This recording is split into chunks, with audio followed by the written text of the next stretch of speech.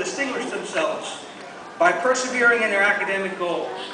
It is evident that they have proven to all of us and to themselves that they indeed possess the intellectual fortitude and the steadfast determination to accomplish great things. Their successes compel us to recognize their exceeding will to build upon their human capital by achieving an advanced education. The education that John Jay College has conferred upon its graduates has endowed them with much of what they need to take on the many worthwhile challenges that lie ahead. Their academic accomplishments convey to us that so long as they stay ahead of their chosen field of study, they will surely be prepared to face the many complicated issues that exist within the public sector. It will be up to them to ferret in a new age of leadership. Notwithstanding, my fellow graduates, with all those responsibilities come many temptations that serve no other purpose but to undermine you. Be mindful of the torch that has been passed to you, and consider that the fire it contains may either be a handy servant or a dangerous master. It is incumbent upon you to utilize your knowledge, your talents, and your principles to uphold your integrity and serve as a shining beacon of hope for all of this to follow. It has been a true honor to serve as the 37th president of the Student Council at John Jay College. I have enjoyed this honor as much as I've enjoyed serving the city of New York as a police officer for over 20 years.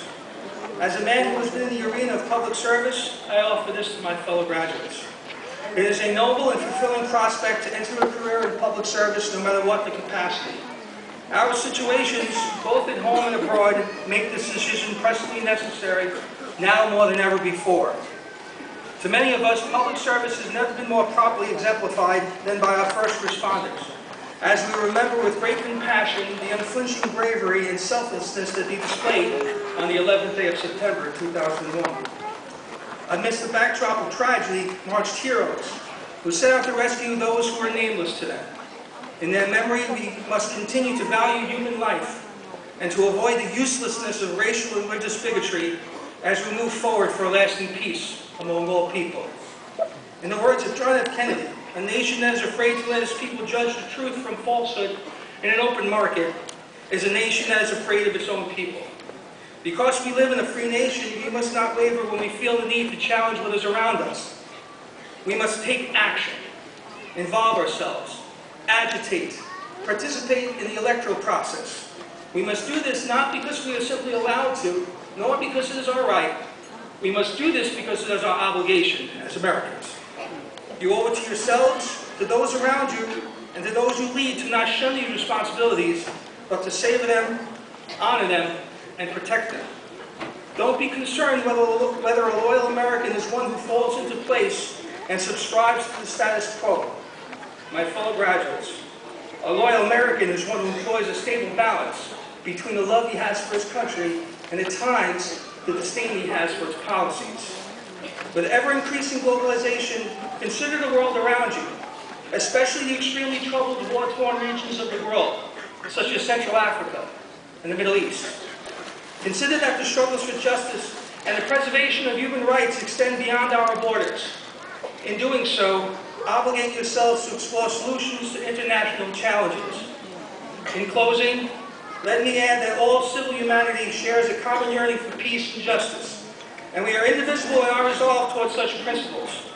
Here in our nation, we have the conception of such ideals and the potentiality for progress so worth living for that we'll sacrifice ourselves to uphold them.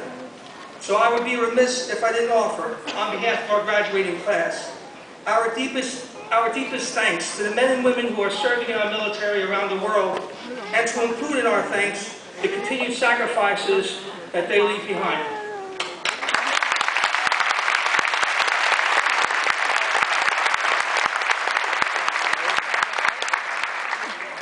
To my fellow graduates, and to all of you here today, I wish you Godspeed. Carpe diem.